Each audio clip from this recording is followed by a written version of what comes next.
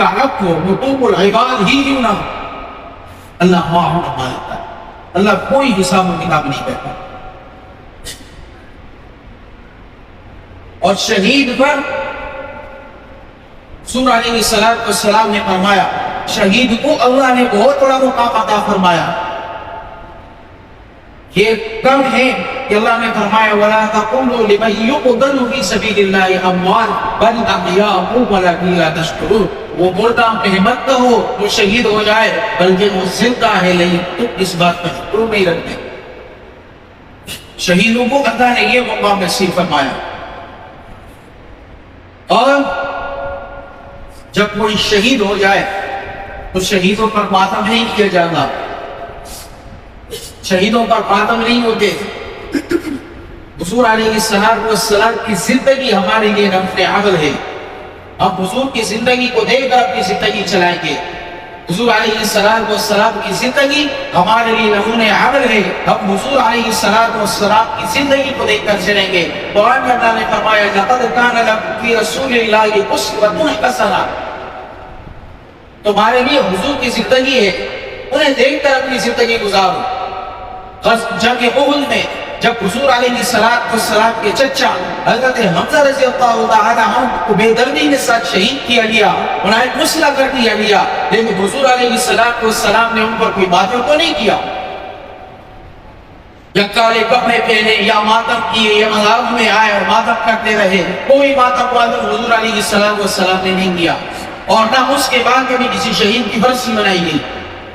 حضور علیہ السلام حضرت حمزہ رضی اللہ تعالی عنہ کی شہادت کے بعد کتنے عرصے تک زندہ تھے، اپنے چچا ہے، خونی رشتہ چچا شہید ہوئے، حضور نے اس کے بعد کبھی یہ مقام نہیں دی۔ تو شہید کا مقام اللہ رب العزت نے خود قرآن میں ارشاد فرمایا ہے۔ اور حضور علیہ السلام کی حدیث سے حضور نے فرمایا تیرا وَدِدْتُ أَنْ أُقْتَلَ فِي سَبِيلِ اللَّهِ ثُمَّ أُحْيَىٰ ثُمَّ أُقْتَلْ ثُمَّ أُحْيَىٰ ثُمَّ أُقْتَلْ ثُمَّ أُحْيَىٰ ثُمَّ أُقْتَلْ۔ اور حضور علیہ السلام کے احادیث مبارکہ بہت ساری روایات مذکور ہیں، شہید کے مقام، شہید کا مرتبہ اللہ رب العزت نے حضور علیہ السلام پہ خود ارشاد فرمایا۔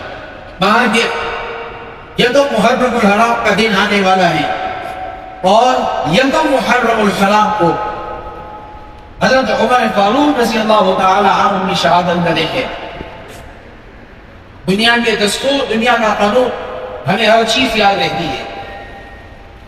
میں اکثر ذکر کرتا ہوں، علامہ اقبال ڈے سے پوچھ لو پتہ ہے، قائد اعظم ڈے پوچھ لو پتہ ہے، کرسمس ڈے پوچھ لو پتہ ہے، پشتون ڈے پوچھ لو پتہ ہے، کلچر ڈے پتہ ہے، Sindhi culture day, Baloch culture day, Mohajir culture day, Pashtun culture day, ہر کسی کو ہر چیز کے بارے میں علم ہے۔ جہاں بات آنی ہے ذرا بتائیں تو صحیح، خلیفہ بلا فصل سیدنا ابوبکر صدیق رضی اللہ تعالی عنہ کی یوم وفات کا دن کون سا ہے؟ افسوس میں نہیں پتا۔ حضرت عمر فاروق رضی اللہ تعالی عنہ کی شہادت کا دن ہمیں نہیں پتا ہوگا، حضرت عثمان غنی رضی اللہ تعالی عنہ کی شہادت کا دن ہمیں نہیں پتا ہوگا۔ خلیفہ بلا فصل حضرت سیدنا ابوبکر صدیق، یہی تو ہمارے لیے اسوہ حسنہ ہے۔ حضور علیہ السلام کی زندگی ہمارے لیے اسوہ حسنہ ہے، اور صحابہ کی اتباع ہمارے لیے زندگی کا اسوہ حسنہ ہے۔ ہم انہی کو دیکھ کے اپنی زندگی گزاریں گے۔ باقی حضرت عمر فاروق رضی اللہ تعالی عنہ یکم محرم الحرام وہ شہید ہوئے، اور حضرت عمر فاروق رضی اللہ تعالی عنہ یہ صحابہ جو ہے حضور علیہ السلام کے صحابہ، کوئی ان کو مانے نہ مانے، قرآن اور اللہ نے مان چکا ہے۔ سورہ فتح میں حامیم سپارہ قرآن مجید میں اللہ رب العزت نے فرمایا محمد رسول اللہ والذین معه اشداء علی الکفار رحماء بینہم تراہم رکعا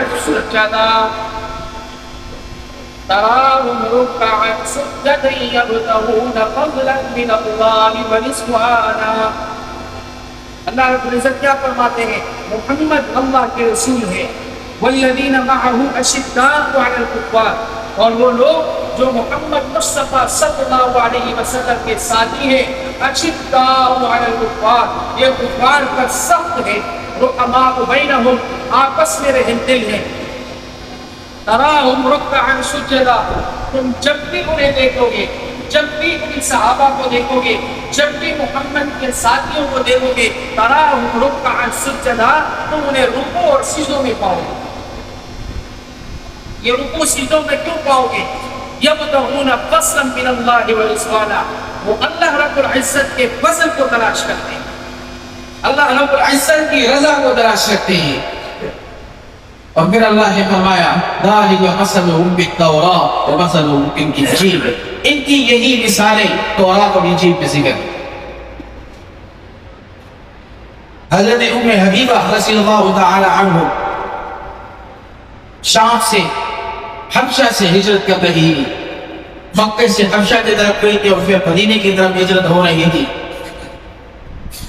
جب ہجرت کر رہے تھے تو راستے میں جب یہ مدینے کی طرف واپس آ رہے تھے تو حضرت ام حبیبہ رضی اللہ تعالی عنہ اور ساتھ باقی حضرات بھی تھے، تو انہیں ایک راہب نے روکا،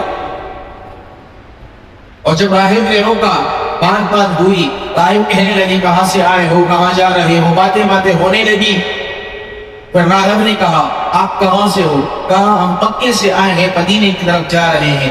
وہ راہب اندر اپنے کمرے میں گیا اور ایک تفصیل شکل کی، اس نے ایک پنچھی پر ایک شکل بنائی تھی، ایک تمثیل بنائی تھی، ایک تصویر سی، وہ لے کر آئے اور ام حبیبہ کو دکھائی، کہا اس کو جانتے ہو؟ حضرت ام حبیبہ رضی اللہ تعالی عنہ کی آنکھوں میں آنسو آئے، کہنے لگی کہ ہاں یہ میرے محمد مصطفیٰ صلی اللہ علیہ وسلم ہے۔ یہ تصویر آپ کو کہاں سے ملی؟ کہا یہ میں نے خود بنائی ہے۔ کہا آپ نے خود بنائی، کیسے بنائی؟ کہا کہ میں نے اس حضور کے بارے میں اپنے تورات اور انجیل میں پڑھا ہے، میں نے انہی تورات اور انجیل کو پڑھتے ہوئے اپنے ذہن میں خواب بنا کر یہ تصویر بنائی۔ اور ام حبیبہ فرماتی ہیں کہ کچھ وقت وہ میرے سے باتیں کرنے لگا، پھر گیا 2 تصویریں اور لے کر آیا، یوں 2 تصویریں مجھے دکھائی، کہا یہ 2 تصویروں کو جانتی ہے؟ حضرت ام حبیبہ کہتی ہے اور میری آنکھوں سے آنسو بہنے لگے، ایک میں حضرت ابوبکر کا چہرہ بنا ہوا تھا، دوسرے میں عمر فاروق کا چہرہ بنا ہوا تھا۔ میں نے کہا یہ حضرت ابوبکر صدیق ہے اور یہ دوسرے حضرت عمر فاروق ہے، یہ آپ کو کہاں سے ملی؟ کہا تورات اور انجیل میں ان 2 ہستیوں کا بھی ذکر ہے، اور یہی میں نے پڑھ کر یہی سیکھ کر اور میں نے ان کی نقش اور ان کی تصویر بنائی۔ تو حضرت عمر فاروق رضی اللہ تعالی عنہ 22 لاکھ رقبہ بھی پر حکمرانی کرنے والے، 22 لاکھ رقبہ بھی۔ حضرت عمر فاروق رضی اللہ تعالی عنہ جس راستے سے گزرتے کہ اس راستے سے شیطان بھی نہیں گزر سکتا، شیطان بھاگتے تھے اس راستے سے۔ جب حضرت عمر فاروق رضی اللہ تعالی عنہ نے کلمہ پڑھا اور اسلام لایا، حضور علیہ السلام کی دعا کی اللہم اعز الاسلام باحد العمرین، عرش والے اسلام کو عزت عطا فرما، یہ نہیں فرمایا عرش والے عمر عطا فرما۔ حضور علیہ السلام نے عمر تو نہیں بلکہ اسلام کی عزت کو مانگا، اللہم اعز الاسلام باحد العمرین، عرش والے اسلام کو عزت عطا فرما، یا عمر بن حشام کو اسلام سے سرفراز فرما، یا عمر بن خطاب کو اسلام سے سرفراز فرما۔ اور حضرت خباب رضی اللہ تعالی عنہ انہوں نے کہا کہ میں نے خود حضور علیہ السلام کو اپنی آنکھوں سے دیکھا کہ حضور کعبے کا کپڑا اور کعبے کا گدام پکڑ کے دعا کر رہے تھے کہ اے اللہ یہ وہی جگہ ہے جہاں ابراہیم نے آپ سے مجھے مانگا، اور آج میں وہی جگہ پر کھڑے ہو کر حضرت عمر کو مانگتا ہوں۔ اور جب حضرت عمر رضی اللہ تعالی عنہ اسلام لانے کا واقعہ بڑا مشہور ہے، حضرت عمر رضی اللہ تعالی عنہ دار الندوہ کے اندر بیٹھے ہوئے تھے، کفار کی میٹنگ ہو رہی ہے کہ حضور علیہ السلام کو کون قتل کرے گا، حضرت حضور علیہ السلام کو کون قتل کرے گا، سب ایک دوسرے کی طرف دیکھ رہے ہیں۔ حضرت عمر فاروق رضی اللہ تعالی عنہ کھڑے ہو گئے، کہنے لگے یہ کام مجھ پہ چھوڑ دیں، میں حضور علیہ السلام کا سر مبارک آپ کے قدموں میں لا کے رکھتا ہوں. کیا پتا تھا کہ جس سر کو کاٹنے کے لیے آپ جا رہے ہیں انہی کی قدموں میں اپنے سر بچھانے کے لیے زندگی بھر رہ جاؤ گے. حضرت عمر فاروق رضی اللہ تعالی عنہ وہاں سے اٹھے اور حضور علیہ السلام دار حلقہ میں اپنے صحابہ کے ساتھ بیٹھے ہوئے تھے. اور حضرت عمر فاروق رضی اللہ تعالی عنہ آپ صلی اللہ علیہ وسلم کے پاس آنے لگے تو راستے میں ایک صحابی نے پوچھا عمر کہاں جا رہے ہو؟ بڑے غصے میں ہو، لگتا ہے کہیں مارنے جا رہے ہو. حضرت عمر فاروق نے کہا میں جا رہا ہوں اس حضور علیہ السلام کا آج نعوذ باللہ کام ختم کرنے. وہ دعوت میں لاتا ہے، وہ دین میں لاتا ہے، میں ان سے آج چھوڑوں گا نہیں. یہ عمر فاروق اس صحابی سے جب باتیں کر رہے تھے وہ صحابی کہنے لگا عمر غصہ نہیں ہونا، عمر ناراض نہیں ہونا. جس حضور کو مارنے کے لیے تو یہاں سے روانہ ہو گیا ہے ذرا اپنے گھر پہ جا کر دے. جو غار حرا سے دین پھیلا وہ سب سے پہلے تیرے گھر میں پہنچا ہے. تیری بہن اسلام قبول کر چکی ہے، وہ تیری بہن اسلام قبول کر چکی ہے. حضرت عمر فاروق رضی اللہ تعالی عنہ کی نگاہیں وہ آنکھیں خون سے لال ہو گئی. حضور کے پاس جانے سے پہلے حضرت عمر فاروق رضی اللہ تعالی عنہ اپنے گھر کو روانہ ہوئے. گھر کے اندر گئے، دیکھا قرآن پڑھنے کی آوازیں آ رہی ہیں، دیکھا کچھ گفتگو کی آوازیں آ رہی ہیں. عمر نے دروازہ بجایا، بہن نے قرآن چھپایا. حضرت خباب کھڑے ہوئے تھے، انہوں نے وہ جا کر کسی پردے کے پیچھے چھپ گئے. حضرت عمر فاروق گھر کے اندر آئے، کہنے لگے بہن کیا کر رہی ہو؟ لگتا ہے ایمان قبول کر چکی ہو، لگتا ہے اسلام قبول کر چکی ہو. بہن کہنے لگی جی ہاں عمر تو آج کہتا ہے میں تو روز اول سے حضور پر اپنا دل و جان قربان کر چکی ہوں. حضرت عمر نے تپڑ مارا، اپنی بہن کو نیچے گرایا اور اپنی بہن کو مارنے لگے. کہا بہن تو میری بہن ہے اور جا کر کلمہ حضور کا پڑھتی ہے. حضرت عمر فاروق اپنی بہن کو مارنے لگے، بہت مارا، خون بہایا. وہ بہن یوں حضرت عمر فاروق کی آنکھوں میں آنکھ ڈال کر کہنے لگی اے عمر جس باپ کا خون تیری رگوں میں دوڑ رہا ہے اسی باپ کا خون میری رگوں میں بھی دوڑ رہا ہے. تو مارتا جا، تو مارتے مارتے تھک جائے گا. میں مار کھاتے کھاتے نہیں کر سکتی، میں تو حضور کے لیے سب کچھ قربان کر چکی ہوں. جب حضرت عمر نے یہ سنا بہن ماننے والی نہیں ہے، بہن سننے والی نہیں ہے، حضرت عمر فاروق مجبور ہو گئے. کہنے لگے بہن لاکھوں قرآن جو تو پڑھتی تھی، لاکھوں کتاب میں سنو تو صحیح، وہ قرآن ہے، وہ کتاب ہے، وہ کیا ہے؟ کہا جب بہن نے وہ قرآن لایا حضرت عمر فاروق کو ہاتھ لگانے لگے. حضرت عمر فاروق کے ہاتھ کو پیچھے کیا، کہا نہیں نہیں اس کو بنا غسل کے ہاتھ نہیں لگانا، بنا وضو کے اس کو ہاتھ نہیں لگانا. جا غسل کر کے آ، قربان جاؤ.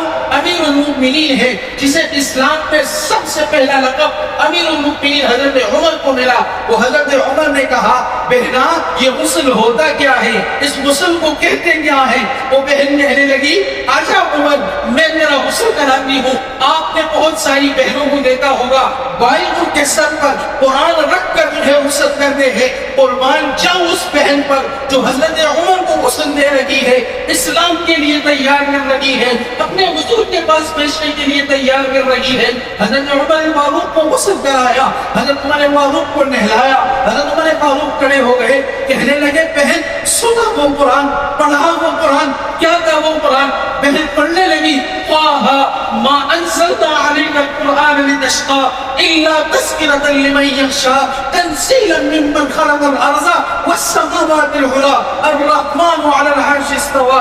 قرآن مجید پڑھنے لگی. جب یہاں پہنچی اننی انا اللہ لا الہ الا اللہ، حضرت عمر فاروق نے بہن کے منہ میں ہاتھ رکھا، کہا بہنا چھپ جا اب بس کر. عمر فاروق کا کلیجہ اتنا نہیں کہ وہ اور قرآن مزید سن کر برداشت کر سکے. عمر کا کلیجہ باہر آ جائے گا، بہنا بس کر اور نہ پڑھوا، اب حضور کے پاس لے جا.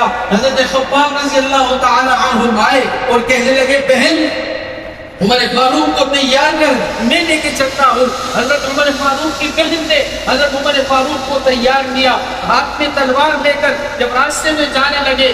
آگے عمر ہے، پیچھے بہن ہے. اب دیکھے منظر، بہن بھائی کا نظارہ دیکھ رہی ہے اور غسل کرتے کرتے رو رہی ہے، بات کرتے کرتے رو رہی ہے. جب عمر فاروق روانہ ہوئے بہن کہنے لگی اللہ نہ نہا کر غسل دے کر میں نے اس کا ظاہری بدن صاف کرا دیا، حضور کے پاس پہنچا کر اس کا اندر والا جسم بھی صاف کرا لے۔ اب سنے منظر، عمر فاروق آئے دار ارقم میں، دروازہ بجایا، دروازہ بجا کر